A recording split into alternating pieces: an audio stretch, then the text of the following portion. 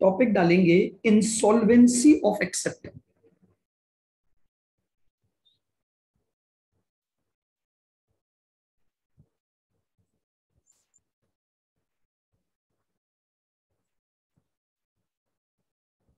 Of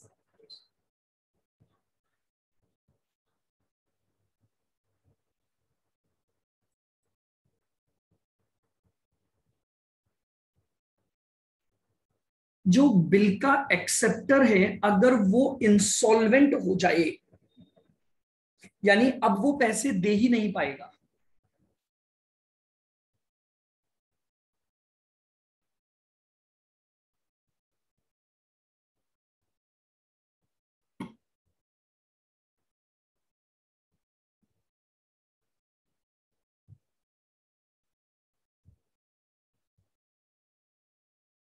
लिखेंगे whenever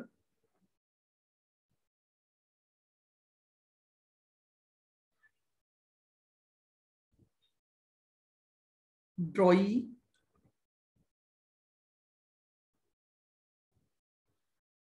of bill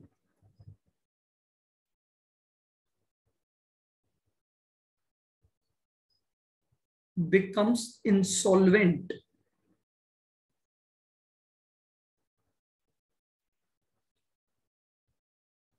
then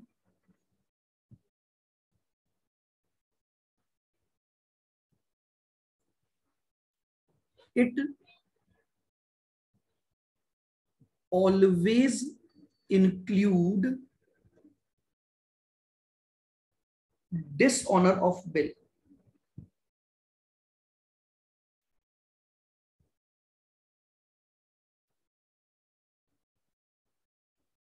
of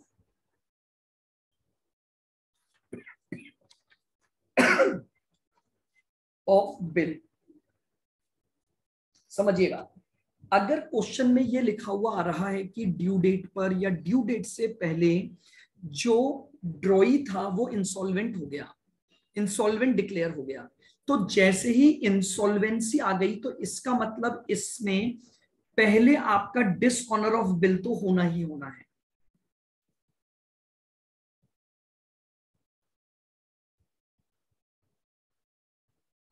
accounting of dishonour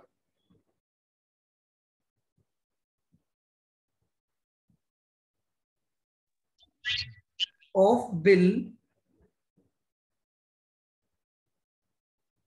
will be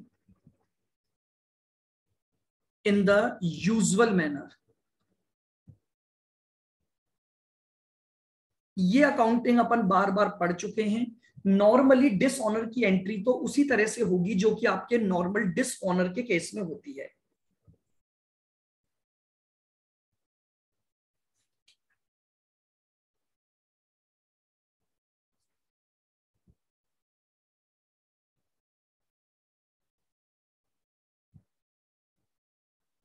in case of insolvency,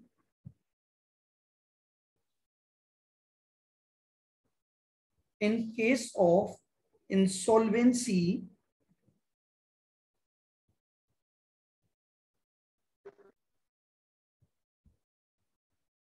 either nothing is recovered, nothing is recovered, or some partial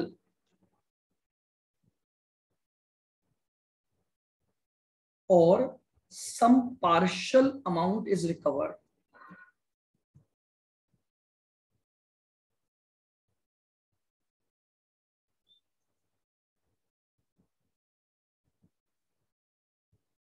from drawing,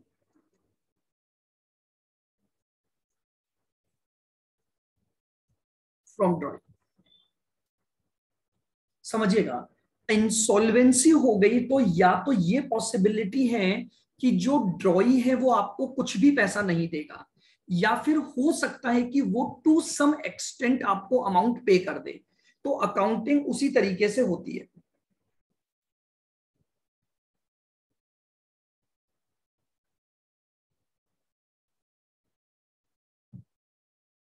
accounting entries,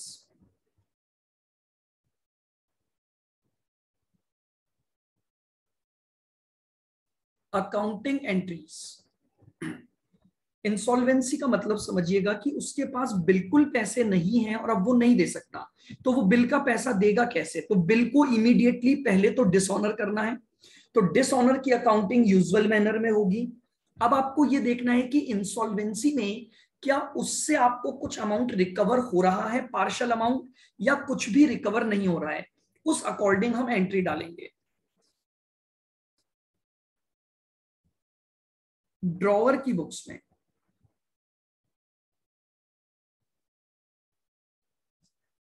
और यहां ड्रॉई की books में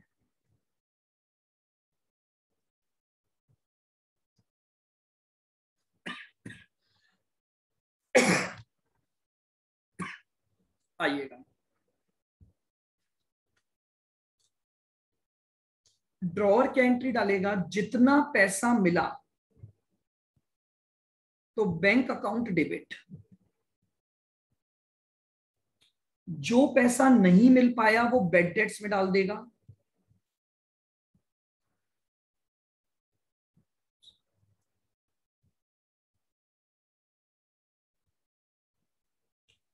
to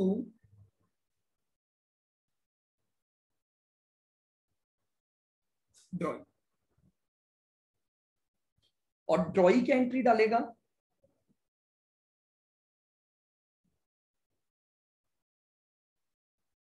drawer account debit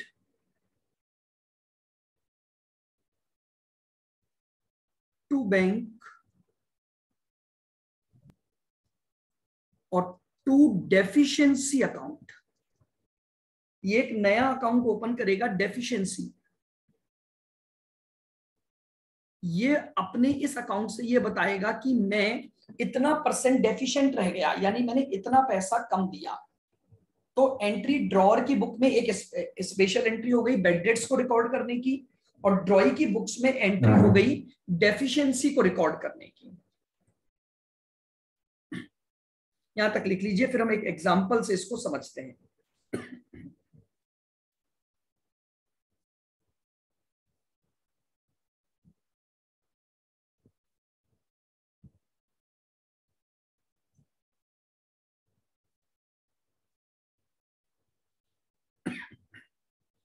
लिख लिया यहां तक? Yes sir. Yes sir. चलिएगा, एक एग्जांपल से इस पूरी अकाउंटिंग को अपन समझेंगे।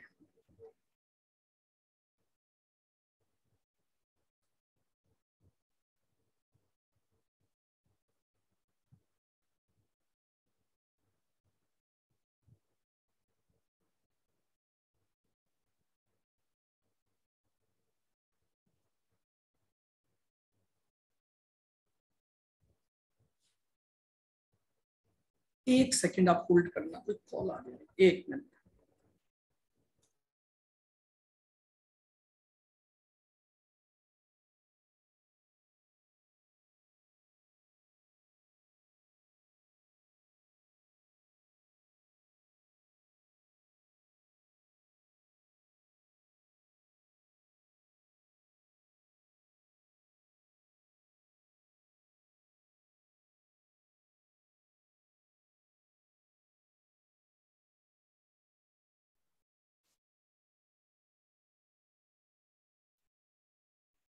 हाँ रिद्धि, डिसऑनर की तो यूजुअल एंट्री डाल दी ना मैंने, वो एंट्री दोबारा नहीं लिखी।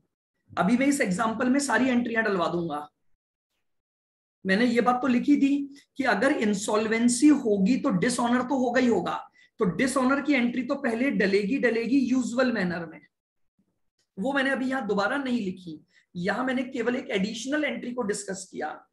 इस एग्जांपल में अभी हम सारा ले लेंगे। ड्रॉई देखिएगा,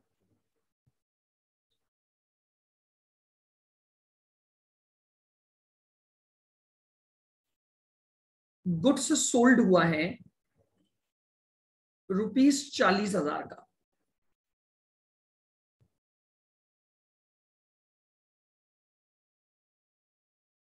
3 months BR लिखा गया है।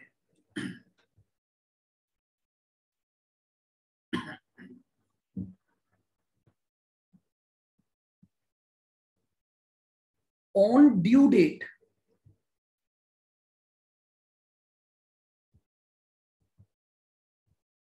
ड्रॉई on due date drawee becomes insolvent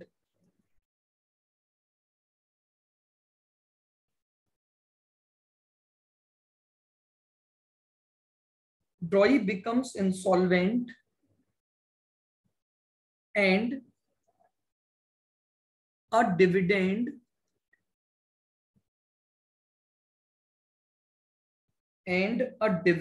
of 60 पैसा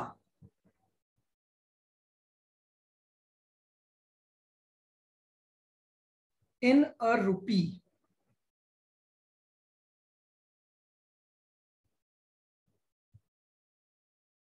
was received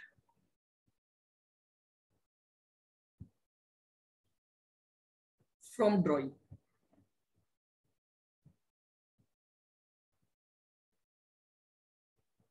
लीजिए past journal entries.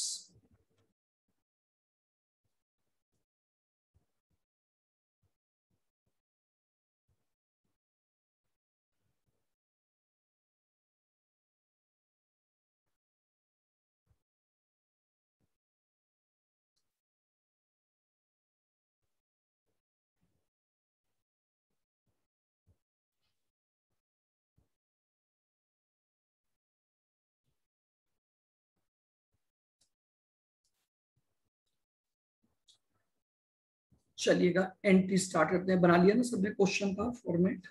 Drawer.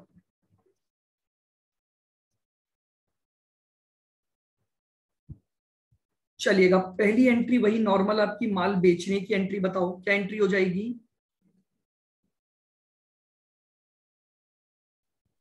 ड्रॉई account debit to sales. ये तो आपकी नॉर्मल फर्स्ट एंट्री हो गई. कितने का माल बेचा आपने. 40,000 की वैल्यू का माल बेचा. दूसरी एंट्री बीआर की हो जाएगी. बीआर अकाउंट डेबिट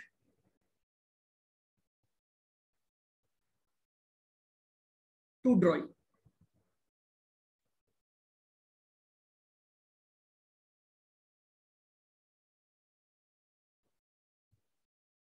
अब ड्यू डेट पर क्या हुआ.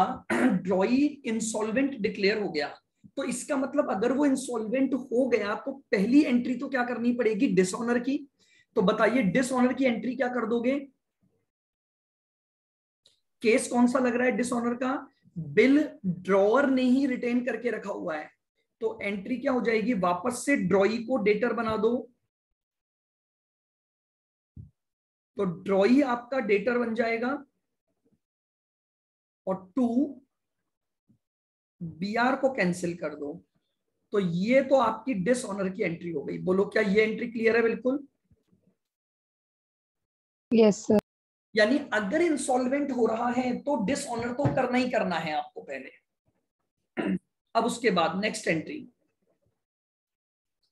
अब आपको 1 रुपए में 60 पैसे मिले तो यानी 40,000 का 60% कितना कैश मिल गया आपको. 24,000. तो लीजिए एंट्री क्या बनेगी. Bank account debit.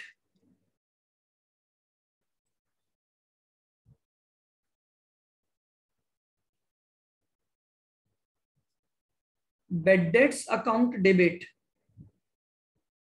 To drawee.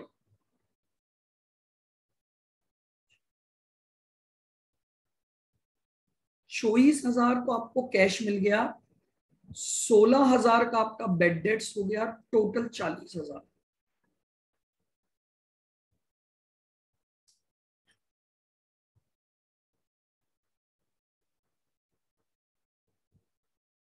अब अपन बनाएंगे ड्रॉई की बुक्स की entry.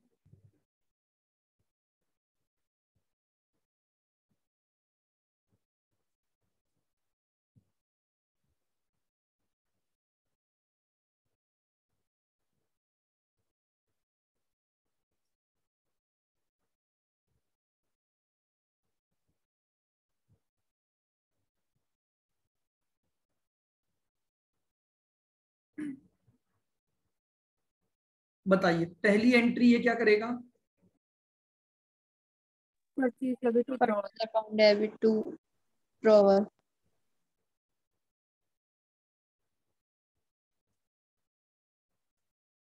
Purchase account debit to drawer.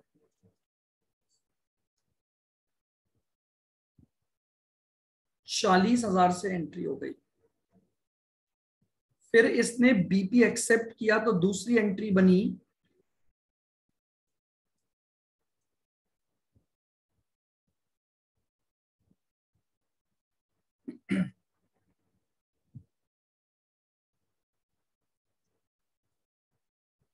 Drawer account debit to BP 40,000।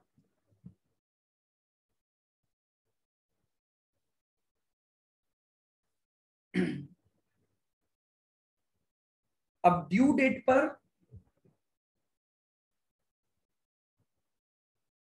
सबसे पहले डिसऑनर होगा बिल, तो डिसऑनर की एंट्री रिवर्स कर दो, बिल्स पेबल को कैंसिल करोगे और ड्रॉवर को वापस अपना क्रेडिटर बना दोगे।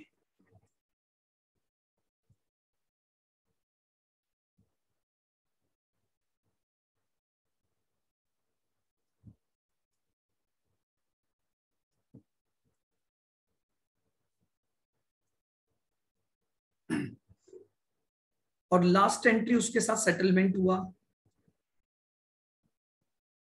तो drawer account debit 40,000 to bank, आपने उसको पैसा दिया कितना? 24,000 और टू डेफिशिएंसी।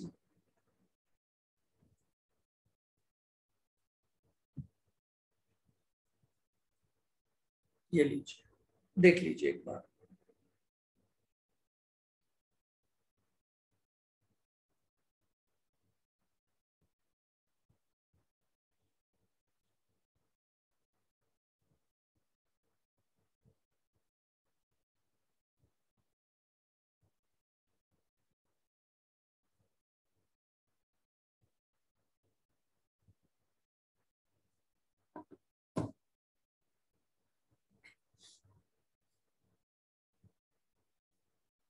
बताइए भाई, क्लियर है ये काउंटिंग? Yes, sir. चलिए अब हम अपने स्टडी मटेरियल के कुछ क्वेश्चंस जो और हैं बचे हुए वो भी करते हैं। सर एक बार फर्स्ट पेज दिखाना। फर्स्ट पेज, एक मिनट।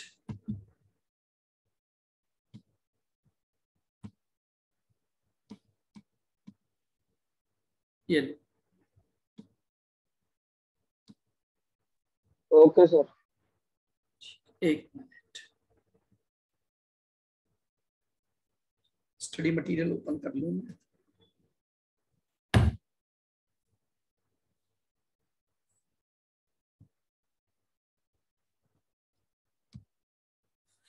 पेज नंबर है अपना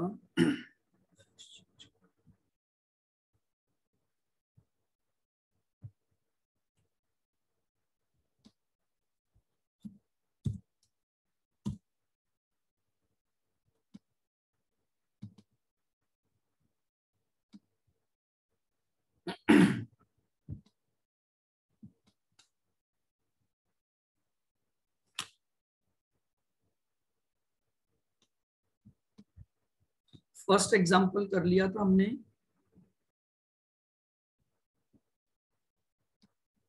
सेकंड करना है अब हमें। चलिएगा, इलस्ट्रेशन नंबर 2 देखेंगे।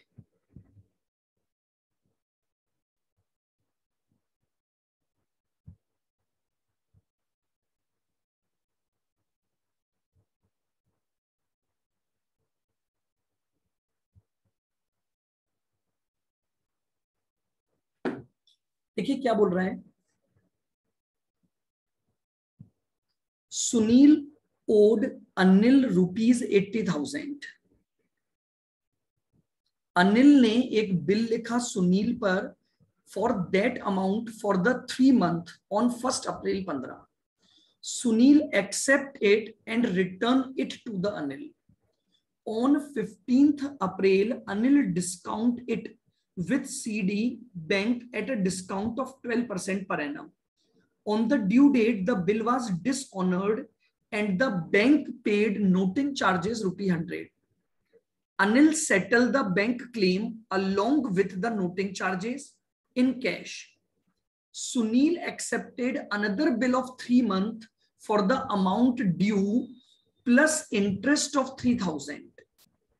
Before the new bill became due, Sunil retired the bill with a rebate of ₹500. Show the necessary journal entries in the books of Anil.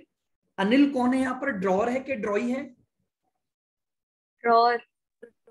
यानी आपको ड्रॉअर की बुक्स में अकाउंटिंग करनी है।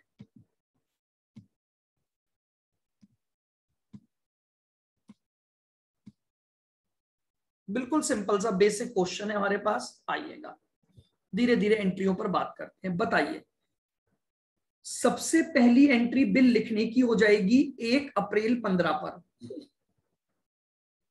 बताइए, अगर अनिल ने सुनील पर बिल लिखा 80,000 का, तो एंट्री क्या करेगा Anil? BR account debit to Sunil, और ये BR है आपका 80,000 का। 3 महीने का BR है। आपने 15 दिन बाद डिस्काउंट करवाया, 15 अप्रैल को आपने इसको डिस्काउंट करवाया, तो पहले तो एंट्री डाल दो डिस्काउंट की। Bank account debit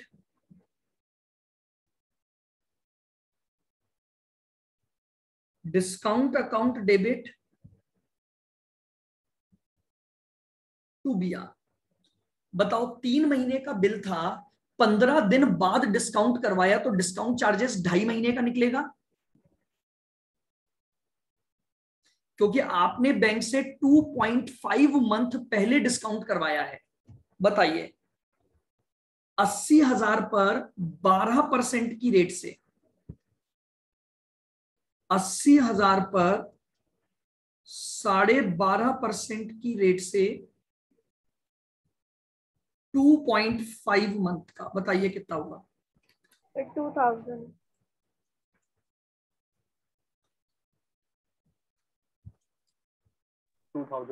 2,000। तो इसका मतलब आपको कैश कितना मिला होगा? 78। 2,000 डिस्काउंट में आ गया, टोटल ये हो गया 80। बताइए, यहां तक क्लियर? नहीं आया समझ में? ईशा देखो, हाँ मैं वापस से बता देता हूं। बिल्कुल, ये डिस्काउंट का अमाउंट नहीं आया ना, ये फर्स्ट एंट्री आ गई समझ में ईशा? Yes sir. देखो, डिस्काउंट का रूल क्या होता है, मुझे बताओ। जो बिल लिखा गया था वो कितने महीने का लिखा गया था? 3 months। तो 1 अप्रैल 15 से जरा मुझे बताओ 3 महीने कब आएंगे? 30 जून 15 को आएंगे।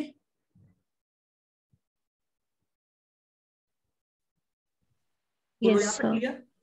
अब क्या हुआ, आप 15 तारीख को बैंक के पास गए और आपने, हाँ बोलो।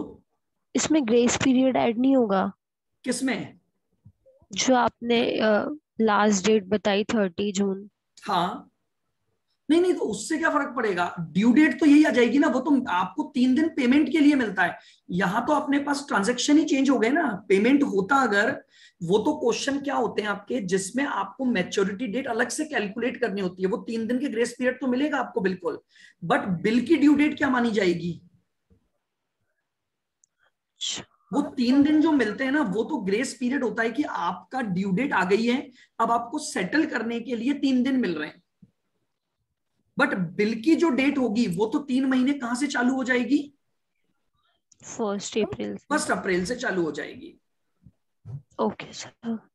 तो अब मुझे ये बताओ, 15 अप्रैल को आपने डिस्काउंट करवाया, तो बिल की ड्यू डेट से कितने महीने पहले करवाया?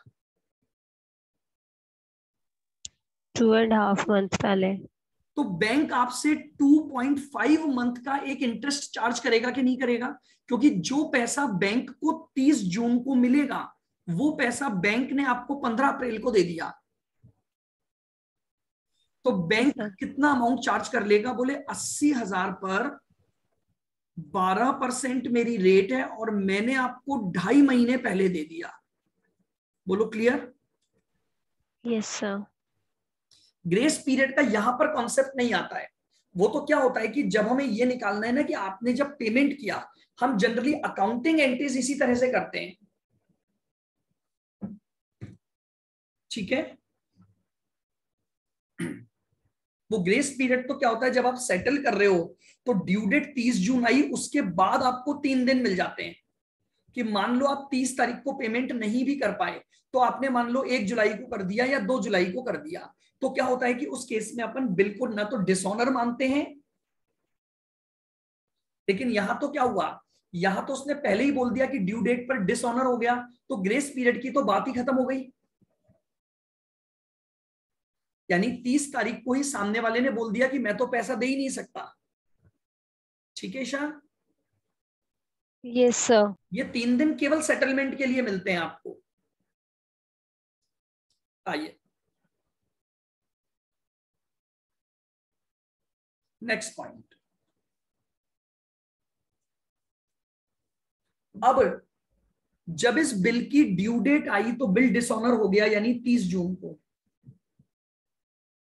अब समझना, 30 जून को बिल डिसऑनर हो गया तो आप सुनील को अपना डेटर बनाओगे वापस, लेकिन अब आप सुनील से 2 पैसे लोगे, 80,000 तो बिल के, 100 रुपए नोटिंग चार्जेस के, और आपको ये पैसा बैंक को देना पड़ेगा क्योंकि आप बैंक से पैसा ले चुके थे। तो टू बैंक, आपको याद होगा मैंने इनके डायग्राम्स बना बनाकर आपको समझाए थे कि अगर बिल बैंक के पास पड़ा है तो नोटिंग करवाने बैंक जाएगा, तो बैंक ने अपनी जेब से 100 रुपए दे दिए तो बैंक वो 100 रुपए अनिल से लेगा, और अनिल वो 100 रुपए किससे लेगा? सुनील से। तो ultimately Sunil is liable for total amount 80,100, और बैंक तो आपसे ले लेगा तो आपको बैंक को देना पड़ेगा। तो 30 जून को एक एंट्री ये हो गई। ये तो हमने अभी पहले किया। अब आप चाहें तो इसकी एक एंट्री और डाल दें कि बैंक को आपने कैश में सेटल कर दिया along with the noting charges। ये तो बेसिकली क्या हुई, सुनील को कैंसिल किया और बैंक को मैंने अपना क्रेडिटर बना दिया।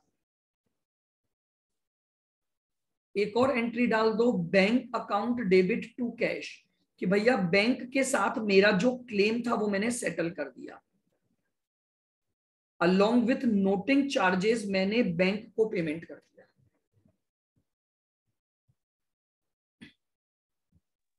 वो तो पहले ही एंट्री थी ना। बताइए।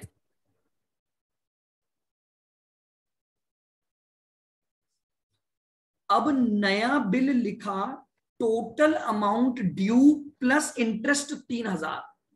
तो बताओ अब टोटल आपका बिल का अमाउंट कितना हो गया? 80,100। 80,100, और प्लस उसमें इंटरेस्ट जोड़ोगे तो पहले तो इंटरेस्ट ड्यू करोगे। तो बताइए इंटरेस्ट का पैसा किससे लोगे आप? तो सुनील वापस से डेटर बनेगा और आप अपनी इंटरेस्ट की इनकम बुक करोगे 3,000। ध्यान है आपको? रिन्यूअल ऑफ बिल जो टॉपिक मैंने आपको पढ़ाया था, सुनील को 3,000 के अमाउंट से डेटर बनाओगे और इंटरेस्ट की इनकम बुक कर लोगे। अब नया बिल लिख दो, तो BR account debit to Sunil 83,100। बताइए क्या यहां तक की एंट्रियां क्लियर है? माइंड में आपको पिक्चर सेट करनी पड़ेगी, इसीलिए मैंने आपको एग्जांपल्स बना के करवाए थे डायग्राम से। बट देखिए एग्जाम में इतना टाइम नहीं होगा कि आप सारे डायग्राम बना सकें, तो वो डायग्राम की पिक्चर आपके माइंड में चलनी चाहिए और बस उसकी अकाउंटिंग एंट्रियां डालो। मैंने आपको बताया था कि जब भी बिल रिन्यू होगा तो सामने वाले से आप इंटरेस्ट चार्ज करोगे, तो सामने वाले को उस इंटरेस्ट के अमाउंट से, क्योंकि या तो वो कैश में देगा या मैंने आपको कहा था वो बिल में जुड़वाएगा, तो सबसे पहले तो मैंने इंटरेस्ट ड्यू करवा दिया और फिर उसको बिल अमाउंट में ऐड कर दिया। अब बिफोर द ड्यू डेट आपने बिल को रिटायर करवा दिया, यानी आपने बिल का पेमेंट कर दिया और 500 रुपए की रिबेट मिल गई। एंट्री बताओ क्या होगी इसकी। दूसरा बिल अब सुनील के पास ही है, तो सुनील बताओ इस बिल की रिटायरमेंट की क्या एंट्री डालेगा। Bank account debit, rebate on bill account debit to B R. Bank debit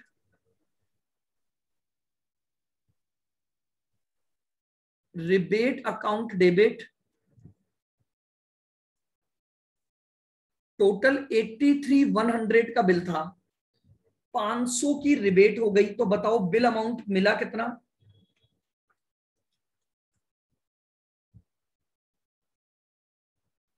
$82,600। अब आराम से इसको पहले एक बार देख लो, कोई एंट्री आपको पूछनी है तो मुझे वापस बताओ। पूरा क्वेश्चन पढ़ो आराम से। वापस मैं एक बार क्वेश्चन दिखा देता हूं, सारी एंट्रियां मिलाओ किस तरह से अकाउंटिंग हुई है।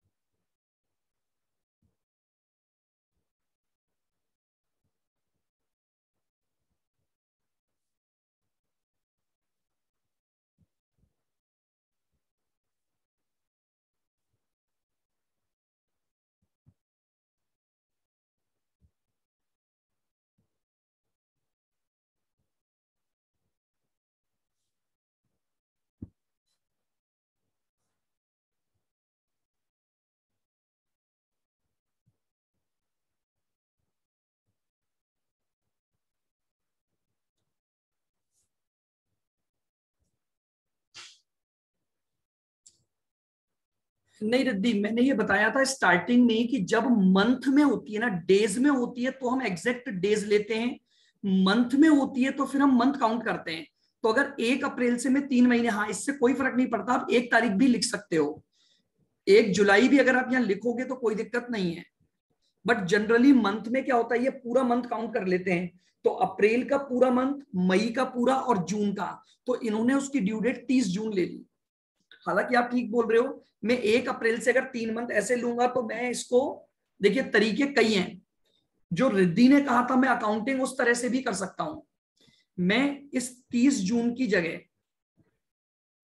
1 जुलाई भी लिख सकता हूं, और मैं इसकी जगह 3 दिन का ग्रेस पीरियड ऐड करके 4 जुलाई के भी अकाउंटिंग कर सकता हूं।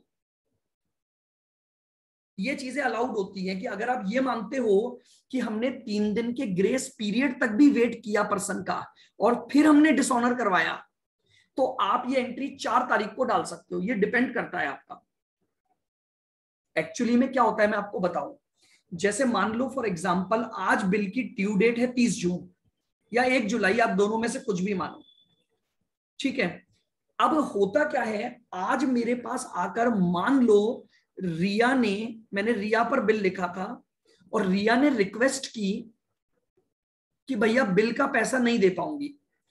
अब मेरे पास 2 तरीके हैं। रूल नंबर 1, मैं आज ही इसकी नोटिंग करवा लूं और मैं 3 दिन रुकूं और फिर नोटिंग करवाऊं।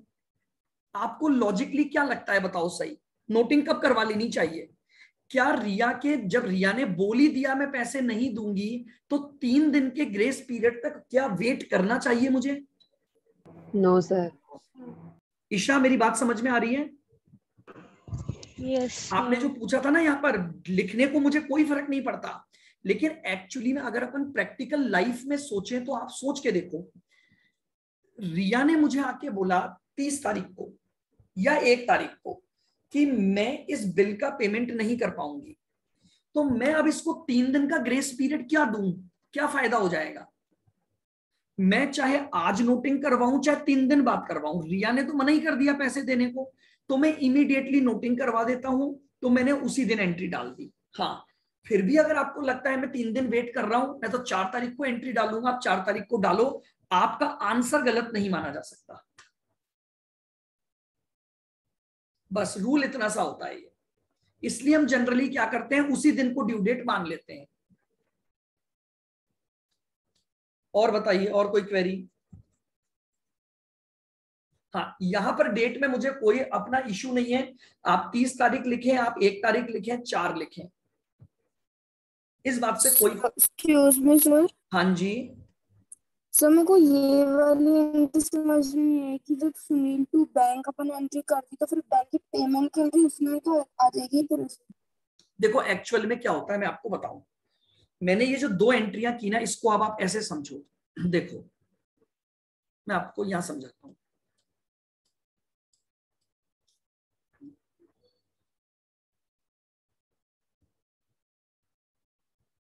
ये ड्रॉअर है, ये ड्रॉई है, और ये बैंक है। यहां तक क्लियर? ठीक है, मेरे को एक बात बताओ, मैंने जब बिल बैंक को दिया तो बैंक ने मुझे मनी दे दी होगी कि नहीं दे दी होगी? Yes sir.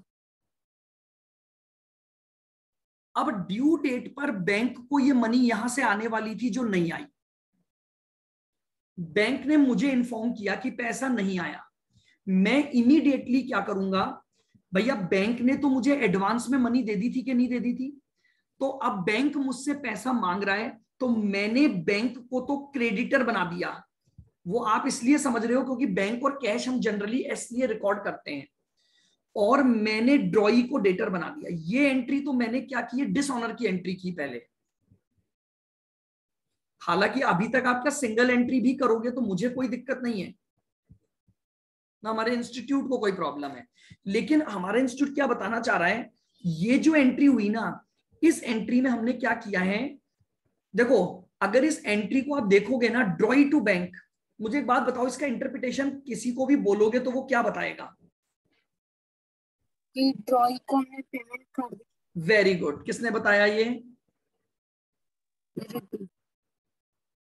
किसने?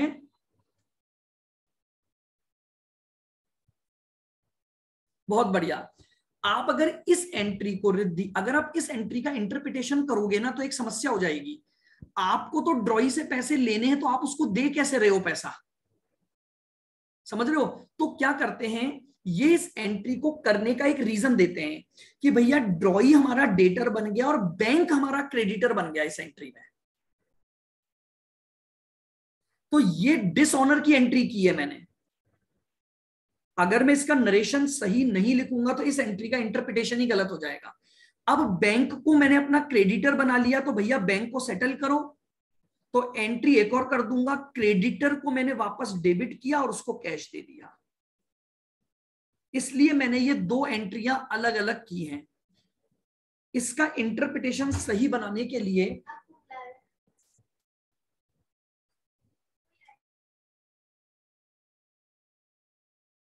बोलो क्लियर ये बात? Yes sir. चलिए ठीक है, आज आप इस क्वेश्चन को एक बार वापस करेंगे, कल हम इसके बचे हुए क्वेश्चन करेंगे, और हमारा कल ये चैप्टर्स में एक अकोमोडेशन बिल का हम समझेंगे। तो अभी कल या परसों तक हमारा ये चैप्टर कंप्लीट हो जाएगा, फिर हम इसके सारे ऑब्जेक्टिव क्वेश्चंस भी कर लेंगे। चलिए, तो आज की क्लास